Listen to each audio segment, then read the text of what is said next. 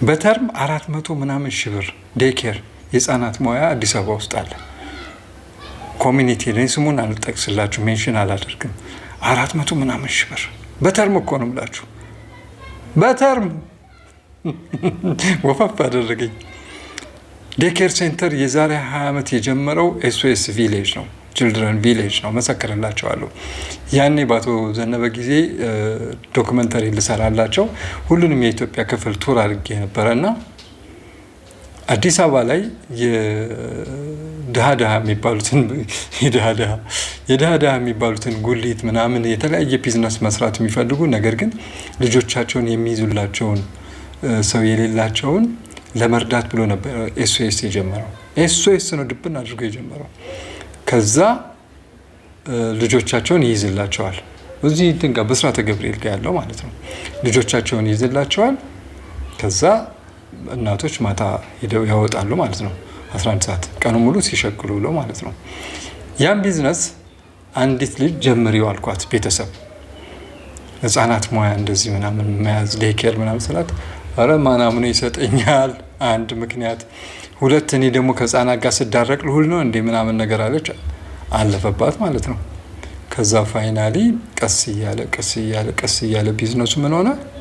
ቡም አደረገ ማለት ነው። የደረሰ 400 ምናምን ሺህ ብር። አሁን እኮ አንድ ማቃት ልጅ ልጇን ለማስመዝገብ ከተማ ውስጥ ዞር አለች ማለት ነው፣ እኛ አካባቢ። ከዛ አንድ ቦታ 10 ሺህ ብር 20 ሺህ ብር አሏት። 20 ሺህ ብር ሲሏት ኦኬ ወደድ ያለ ነው ምናምን አለችና ቀጥሎ የት ትሄድላችኋለች? የሆነ ቦታ ስትጠይቅ 200 ሺህ ብር 200 ሺህ ብር በተርም ማለት ነው። 200 ሺህ ብር እና እሱ ትምህርት ቤት ደግሞ ዓለም አቀፍ ምናምን ነገር ጭው ያለው ማለት ነው። ከዛ ሲያውንም እኔ ብለው ሲሄዱ 400 ምናምን ሺህ ብር በተርም ኬጂ። ግን እዚህ ጋር ምንድነው የሚታየው አሉ እያንዳንዱ የሚሰጠው ነገር ለወላጆች ይጻፍላቸዋል።